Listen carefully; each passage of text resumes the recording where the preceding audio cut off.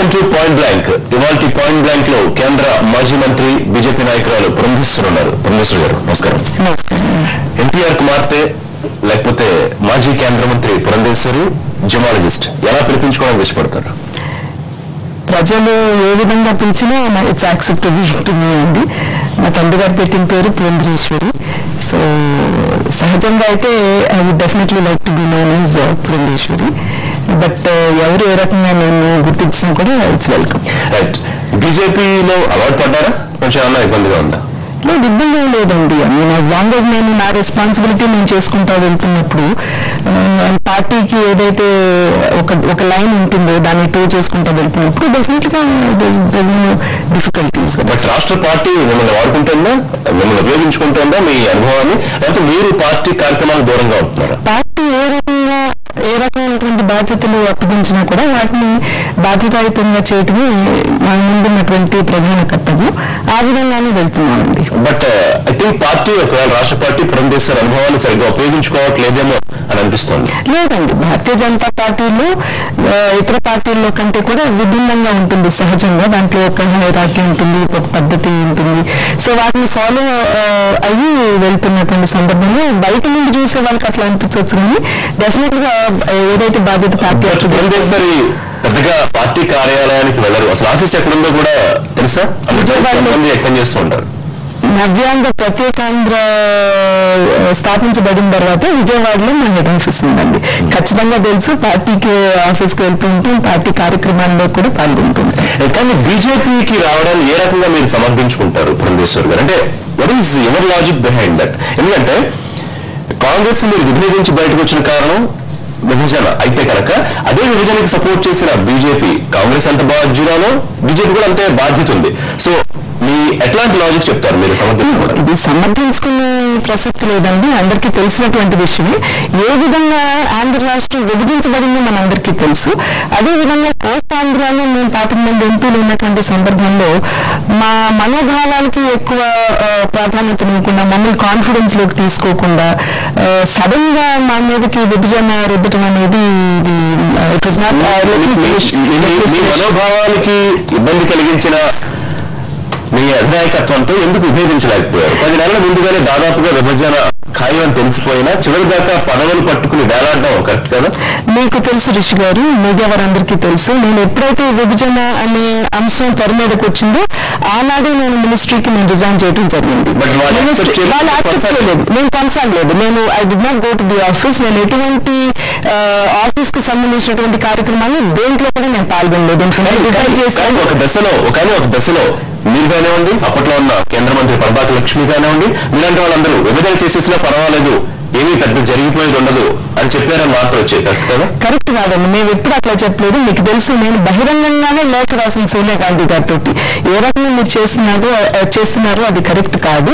And తప్పకుండా మీరు ఈ రకంగా చేసేటట్టయితే నేను ఖచ్చితంగా దాన్ని సమర్థించను, ఓటు వేయను దానికి అనుకూలంగా కూడా నేను ప్రత్యక్షంగా బహిరంగంగా లేఖ రాశాను. కానీ కేంద్ర మంత్రి పదవికి రాజీనామా చేయడం, అధినాయకత్వం యాక్సెప్ట్ చేయకపోవడం, ఇదంతా ఒక రాజకీయ డ్రామాగా చూశారు ప్రజలు. సో డెఫినెట్ గా నాకు సంబంధించినంత వరకు నా అంతరాత్మకు నేను సమాధానం చెప్పుకోవాలి. కేంద్ర మంత్రి పదవిలో ఉన్న పురంధేశ్వరి కానివ్వండి, పరబాక లక్ష్మి కానివ్వండి, జేడీ సీఎం కానివ్వండి, వీళ్ళెవరు రోడ్ల మీదకి రాలేదు. అంటే పదవులే ప్రధానమయ్యాయి కేంద్ర రాష్ట్ర విభజన అడ్డుకోవడం కన్నా, కాదంటారా? నేను డెఫినెట్ గా దీన్ని విభేదిస్తాను. ఇతరుల గురించి నేను మాట్లాడలేను. నాకు సంబంధించినంత వరకు మాత్రం నేను వెంటనే రిజైన్ చేయడం కాదు, అసలు గవర్నమెంట్ కి సంబంధించినటువంటి ఎటువంటి ఫెసిలిటీ కూడా మీరు ఎటువంటి ఆందోళనలో కానివ్వండి, ఉద్యమాల్లో కానివ్వండి, ప్రత్యక్ష కార్యాచరణలో కానివ్వండి, విభజనకు వ్యతిరేకంగా పురంధేశ్వరి పార్టిసిపేట్ చేశారా? నేను ఇన్ఫాక్ట్ మీ ఛానల్లోనే ఇంటర్వ్యూ జరిగినటువంటి సందర్భంలో నేను చెప్పాను, కళ్ళ ముందు విభజన అనేది జరిగిపోతుంది. It is high time. మన హక్కుల కోసం మనకి రావాల్సినటువంటి వనరులు, ప్రోత్సాహకాలు ఏవైతే ఉన్నాయో వాటన్నిటి కోసం మనం పోరాడాలి అని చెప్పి ఆనాడే నేను బయటపడి నేను చెప్పడం జరిగిందండి. బట్ 100 రోజుల్లో తెలంగాణ ఇస్తాము, ఒకవేళ విభజన కనుక జరగకపోతే అని చెప్పిన పార్టీలోకి విభజన తర్వాత దీనికోసం పురంధేశ్వరి వెళ్ళారు. అంటే కాంగ్రెస్ ఇంకెలాగూ గెలవదు అని తెలుసు, పదవులు రావు కాబట్టి, బీజేపీ అధికారంలోకి వచ్చే అవకాశం ఉంది కాబట్టి పురంధేశ్వరి పార్టీ మారారు. పదవులే ముఖ్యం అనుకుంటే నేను మంత్రి పదవికే నేను డిజైన్ చేసేదాన్ని కాదండి. So that is not the issue here. And మీరు ఇంకోటి కూడా గుర్తుంచుకోవాలి, భారతీయ జనతా పార్టీ పొత్తులో ఉంది. సో మనం అనుకున్నట్టు సీట్లు భారతీయ జనతా పార్టీకి వచ్చే ప్రసక్తి కూడా ఇక్కడ లేదు. కనుక ఆ రకంగా ఆలోచించడం అనేది ఇట్ ఈస్ ఇన్కరెక్ట్. మిమ్మల్ని నమ్ముకున్న ప్రజలకు మీరు ద్రోహం చేసినట్టుగా కాదండి. అక్కడ మాకున్నటువంటి ప్రాక్సిమిటీ ఏదైతే ఉందో యాజ్ అన్ ఎంపీ ఒక ప్రాక్సిమిటీ, మినిస్టర్ రిజైన్ చేసిన తర్వాత ఎంపీగా ఉన్నటువంటి ప్రాక్సిమిటీని యూజ్ చేసుకుని రాహుల్ గాంధీ గారి దృష్టి కావచ్చు, సోనియా గాంధీ గారి దృష్టి కావచ్చు, దిగ్విజయ్ సింగ్ గారి దృష్టి కావచ్చు, జయరాం రమేష్ గారు కావచ్చు, వీరందరి దృష్టికి మా అవసరాలు ఏవైతే ఉన్నాయో వాటిని వారి దృష్టికి తీసుకెళ్లాలన్న ఆలోచన తప్పించి వేరే ఆలోచన లేదు మాకు. మాట వినిపిస్తూ ఉంటుంది, పురంధేశ్వరి తన కుటుంబానికి లేకపోతే తన నియోజకవర్గానికి పనులు చేయించుకోవడం తప్ప రాష్ట్రానికి పెద్దగా వనగూర్చింది ఏమీ లేదు ఆమె కేంద్ర మంత్రిగా ఉన్నప్పుడు.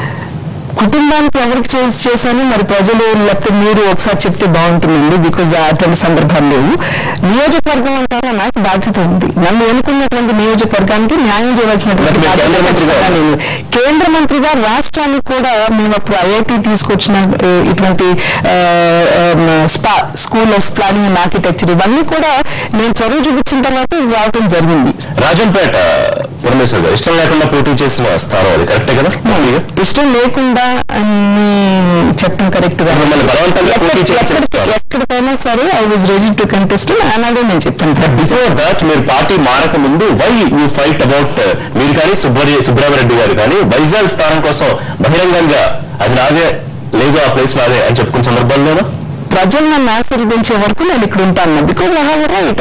I been elected by the constituency విషయం. సుబ్రహ్మరెడ్డి గారికి ఏంటంటే తగదా నాకేం లేదండి. వారికి ఏముందని వారిని అడగాలి. మరి మొత్తం రాజంపేటలో ఓడిపోవడానికి ఎవరు కారణం అనుకున్నారు పురంధేశ్వరి గారు? ప్రజలు మిమ్మల్ని పూర్తిగా తిరస్కరించారా, ఇంకా అప్పటికి కాంగ్రెస్ వ్యక్తిగానే చూస్తున్నారేమో అని అనుకోవచ్చు? దానికి అనేక కారణాలు ఉంటాయండి. గెలిపోవటం అన్నది మన చేతుల్లో ఉన్నటువంటి అంశాలు కాదు. బట్ డెఫినెట్లీ ఏంటంటే మనం అక్కడికి వెళ్ళిన తర్వాత కంప్లీట్ గా హార్ట్ అండ్ సోల్ పెట్టి మనం ప్రయత్నం చేయాలి. The effort has been completely put by me. But మిమ్మల్ని ఓడించడానికి తెలుగుదేశం పార్టీ కుట్ర చేసింది కరెక్టే కదా? అది బాధపడిన సందర్భం ఉంది అని చెప్పి విన్నాం. అది నాతో నన్ను అడిగితే ఎట్లాగండి, సభ్యురాలు కాబట్టి కాన్స్టిట్యువెన్సీ మీకు తెలుసు. భారతీయ జనతా పార్టీకి అంత అనుకూలమైనటువంటి కాన్స్టిట్యువెన్సీ కాదు. ఇది కాకుండా అదర్ ఇష్యూస్. విజయవాడ అడిగారు, వైజాగ్ అడిగారు, కానీ మిమ్మల్ని మొత్తానికి రాజంపేట చేయించే చేసింది పార్టీ. వైజాగ్ లో నాకంటే ఆల్రెడీ సీనియర్ గా పార్టీలో ఉన్నటువంటి హరిబాబు గారు ఉన్నారండి. విజయవాడ అంటారా పొత్తు లేకపోతే ఖచ్చితంగా విజయవాడకు వెళ్దాం అనేటువంటి ఆలోచన మట్టుకుంది. మళ్ళీ రాజంపేట కంటెస్ట్ చేయించడానికి కీలక పాత్ర మరిది గారు అంటారు. నాకు తెలియదండి అది. పాయింట్ బ్లాంక్ లో చిన్న బ్రేక్ తీసుకుందాం. బ్రేక్